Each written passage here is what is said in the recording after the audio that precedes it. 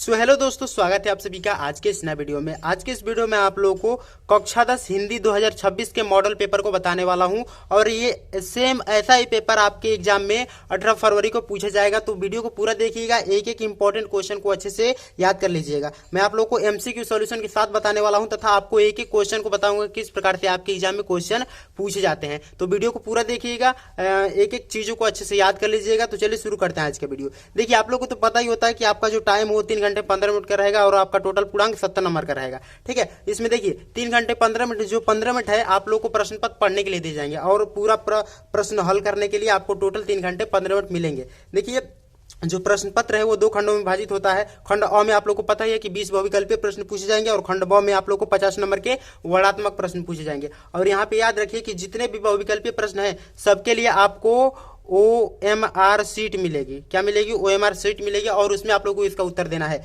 तो चलिए स्टार्ट करते हैं आज का वीडियो और मैं आपको बताता हूं सभी बहुविकल्पीय प्रश्नों का हल सहित आंसर। देखिए, सबसे पहले स्टार्ट होता है खंड अ और खंड अ में हम लोग को पूछे जाते हैं 20 बहुविकल्पीय प्रश्न, जिसका उत्तर हम लोग को देना है OMR सीट पर। तो इसमें हम लोग को देख लेते हैं कि कौन कौन से क्वेश्चन आपके एग्जाम में पूछे जाते हैं। जिसमें हम लोग को पहला प्रश्न दिया गया है कि आधुनिक युग की मीरा के नाम से जानी जाती है। कौन इसमें से आधुनिक युग की मीरा के नाम से जानी जाती है? तो महादेवी वर्मा, ऑप्शन बी इसका राइट आंसर हो जाएगा। महादेवी वर्मा को आधुनिक युग की मीरा बोलते हैं, तो ऑप्शन बी इसका राइट आंसर हो जाएगा। और OMR सीट में कैसे भरना है? तो देखिए 4 ऑप्शन रहेंगे, ABCD। ठीक है, ये A, ये B, ये C और D, और यहाँ पे बी ऑप्शन सही है तो यहाँ पे बी वाला ऑप्शन को हम लोग क्या कर देना है? गोला कर देना है। बस यही हो गया OMR सीट। इसी तरह हम लोग को करना है। चलिए देख लेते हैं सेकंड क्वेश्चन। देखिए, सेकंड क्वेश्चन में दिया गया है कि द्विवेदी युग किसके नाम पर रखा गया? जो द्विवेदी युग है वो किसके नाम पर रखा गया? आचार्य हजारी प्रसाद द्विवेदी या सोहनलाल द्विवेदी, आचार्य महावीर प्रसाद द्विवेदी, इनमें से कोई नहीं। तो आचार्य महावीर प्रसाद द्विवेदी के नाम पर ही द्विवेदी युग का नाम रखा गया। तो ऑप्शन सी इसका राइट आंसर हो जाएगा। नेक्स्ट क्वेश्चन देख लेते हैं। क्वेश्चन नंबर 3 में दिया गया है कि प्रिय प्रवास के रचनाकार कौन है? ये भी मोस्ट इंपॉर्टेंट प्रश्न है। तो प्रिय प्रवास के जो रचनाकार हैं वो हैं अयोध्या सिंह उपाध्याय हरिऔध। ऑप्शन डी इसका राइट आंसर हो जाएगा। समझिए, तो ये 3 बहुविकल्पीय प्रश्न खत्म हो गए। नेक्स्ट देख लेते हैं अब हम लोग। देखिए, यहाँ पे दिया गया क्वेश्चन नंबर 4 में कि साहित्यिक लहरी के रचनाकार कौन है, और ये भी मोस्ट इंपॉर्टेंट प्रश्न है, रिपीटेड क्वेश्चन है। तो साहित्यिक लहरी के जो रचनाकार है वो कौन है? सूरदास जी हैं। तो ऑप्शन ए इसका राइट आंसर हो जाएगा। मैं केवल क्वेश्चन पढ़ के उसका आंसर आपको बताऊंगा, ज्यादा टाइम नहीं लगेगा, पूरा मॉडल पेपर खत्म हो जाएगा। और नेक्स्ट क्वेश्चन देख लेते हैं। सरस्वती पत्रिका के संपादक कौन है? मतलब कि इसमें से किसने सरस्वती पत्रिका को पब्लिश किया है? तो यहाँ पे ऑप्शन दिया गया आचार्य महावीर प्रसाद द्विवेदी या मैथिली शरण गुप्त या सोहनलाल द्विवेदी, इनमें से कोई नहीं। तो ऑप्शन ए इसका राइट आंसर हो जाएगा, आचार्य Mahavir Prasad Dwivedi. Next question number 6 में दिया गया है कि कामायनी महाकाव्य का रचयिता कौन है? तो कामायनी महाकाव्य के जो रचयिता है वो कौन है? जयशंकर प्रसाद हैं, और ये मोस्ट इंपॉर्टेंट रचना है जो आपके एग्जाम में पूछी जाती है। नेक्स्ट क्वेश्चन है क्वेश्चन नंबर 7 में कि रामचरितमानस के रचनाकार कौन है? और यहाँ पे ऑप्शन सी जो हो जाएगा इसका राइट आंसर हो जाएगा। रामचरितमानस के रचनाकार कौन है? तो तुलसीदास जी हैं।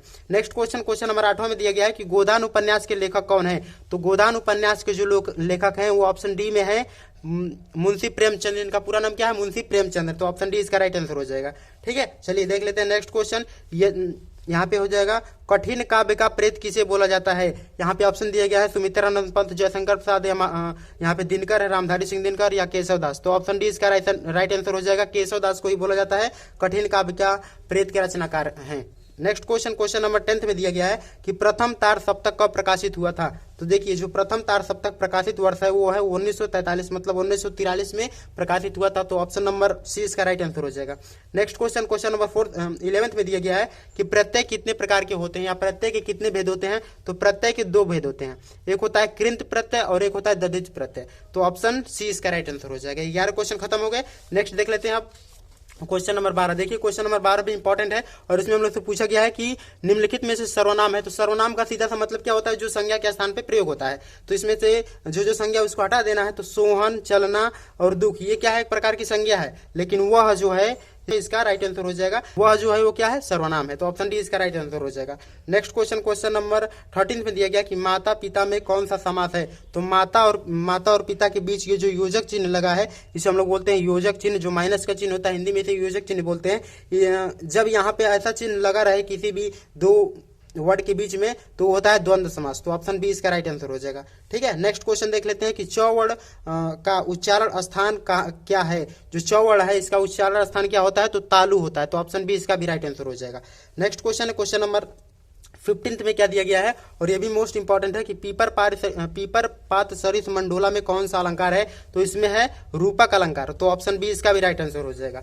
नेक्स्ट क्वेश्चन नंबर 16 में दिया गया है कि गेहूं का तत्सम शब्द क्या होगा। गेहूं का जो तत्सम शब्द होता है वो होता है गोधूम, मतलब ऑप्शन डी इसका राइट आंसर हो जाएगा। नेक्स्ट क्वेश्चन देख लेते हैं, क्वेश्चन नंबर 17। मैं केवल क्वेश्चन पढ़ के उसके आंसर बता रहा हूँ, ज्यादा टाइम नहीं लगेगा, पूरा मॉडल पेपर आपका खत्म हो जाएगा। दिया गया है कि उपदेश में कौन सा उपसर्ग है। उपसर्ग देखिए, एक होता है उपसर्ग और एक होता है प्रत्यय। देखिए, उपसर्ग का मतलब होता है जो आगे लगा हो, अब प्रत्यय का मतलब होता है जो पीछे लगा हो। तो उपसर्ग में जो आगे लगा हो मतलब उप जो हो जाएगा इसका राइट आंसर हो जाएगा। यदि प्रत्यय पूछा होता है तो वो होता है देश। मतलब कि अब तो उपसर्ग और प्रत्यय आप लोग नहीं भूलेंगे कि जो आगे लगा होता है उसे उपसर्ग बोलते हैं और जो पीछे लगा होता है उसे प्रत्यय बोलते हैं। नेक्स्ट क्वेश्चन देख लेते हैं, क्वेश्चन नंबर 18। इसमें हम लोग को दिया गया कि स्वागत का संधि विच्छेद क्या होगा। तो स्वागत का जो संधि विच्छेद होगा वो होगा सुधन आगतम, मतलब ऑप्शन डी इसका राइट आंसर हो जाएगा। ठीक है, नेक्स्ट क्वेश्चन है क्वेश्चन नंबर 19 और इसमें 19 वाला में दिया गया है कि हिंदी में वचन कितने प्रकार के होते हैं। तो हिंदी में वचन 2 प्रकार के होते हैं। नेक्स्ट क्वेश्चन नंबर 20, इसका आंसर तो पहले से ही दिया गया है कि मनोज किस शब्द का पर्यायवाची है। तो ये कामदेव का पर्यायवाची है। तो ऑप्शन ए इसका राइट आंसर, यहाँ पे ए रहेगा और यहाँ पे बी रहेगा, सॉरी गलती हो गया टाइपिंग में। तो ऑप्शन ए इसका राइट आंसर हो जाएगा। यहाँ पे आपके खत्म हो गए टोटल 20 बहुविकल्पी प्रश्न। अब आपको बता देता हूँ वर्णात्मक प्रश्न किस प्रकार से पूछे जाते हैं, और मैंने ऑलरेडी इनको सॉल्व भी कर लिया है। तो मैं केवल आपको मॉडल पेपर दिखाता हूं, नेक्स्ट वीडियो में आप लोगों को पूरा हल सहित बताऊंगा। तो चलिए देख लेते हैं इसके वर्णात्मक प्रश्न में किस प्रकार के प्रश्न पूछे जाते हैं। तो सबसे पहले आपको पूछे जाएंगे गद्यांश, और ये 6 नंबर के पूछे जाएंगे। गद्यांश और पद्यांश दोनों में 6 नंबर के पूछे जाते हैं, मतलब कि 12 नंबर के हम लोग को लिखने वाले गद्यांश पद्यांश पूछे जाते हैं। उसी तरह से संस्कृत में होते हैं। तो हिंदी में किस प्रकार से पूछे जाते हैं, देखिए यहाँ पे आप लोग को एक बड़ा सा गद्यांश देगा और इसको पढ़ के हम लोग को 3 प्रश्नों को उत्तर देना। जैसे यहाँ पे दिया गया है ना कि निम्नलिखित में से किसी एक गद्यांश पर आधारित प्रश्नों के उत्तर दीजिए। या तो आप ये कर सकते हैं या तो ये कर सकते हैं, किसी भी एक को कर सकते हैं, नो प्रॉब्लम है। यदि ये आ रहा है तो ये कर लीजिए, ये आ रहा है तो ये कर लीजिए। ठीक है, और इसमें हम लोग को दिया गया पहला प्रश्न कि उपयुक्त गद्यांशों का संदर्भ लिखिए। तो इसका संदर्भ किस प्रकार से लिखेंगे, बस आपको लेखक का नाम पता हो और अध्याय का नाम पता हो, अध्याय का, तब आप संदर्भ लिख सकते हैं और 2 नंबर फिक्स कर सकते हैं। और यदि आप पे जितने भी रेखांकित अंश किए गए हैं, मतलब कि रेखा खींचा गया है, केवल आपको उसी का ही हिंदी में अनुवाद लिखना है। सिंपल सा है, बस जहां जहां लाइन खींचा गया इसी का थोड़ा हिंदी बदल के लिख दीजिए, आपके 2 नंबर मिल जाएगा। नेक्स्ट क्वेश्चन दिए गए कुसंगत की तुलना किससे की गई है। तो जब पढ़ेंगे इसी को तो आपको पता चल जाएगा कुसंगत की तुलना किससे की गई है। तो यहाँ पे तो पैरों में बंधी चक्की से की गई है, तो इस तरह से लिख देंगे तो आपका 2 नंबर फिक्स हो जाएगा। तो इसी प्रकार से आपको वर्णात्मक प्रश्न लिखते हैं। यदि आपको ये आ रहा है तो ये कर लीजिए, ये नहीं आ रहा तो आप ये भी कर सकते हैं। ठीक है, तो इसी प्रकार से होता है गद्यांश का, और सेम इसी प्रकार से सेम पद्यांश का भी होता है। इसमें भी आपको 6 नंबर के प्रश्न पूछे जाते हैं और 3 प्रश्न दिए जाते हैं। इसको पढ़ के आपको सबसे पहले संदर्भ लिखना है और यहाँ पे जितने भी दिए गए रेखांकित अंश इसका व्याख्या करना है। और यहाँ पे एक प्रश्न पूछा जाएगा एक्स्ट्रा, जैसे यहाँ पे पूछा गया कि गोपियों की बात कृष्ण तक कौन पहुंचाता है। तो गोपियों की जो बात है वो कृष्ण तक उद्धव पहुंचाते हैं। ये 6 नंबर के प्रश्न ऐसे ही आपके 6 नंबर मिल गए।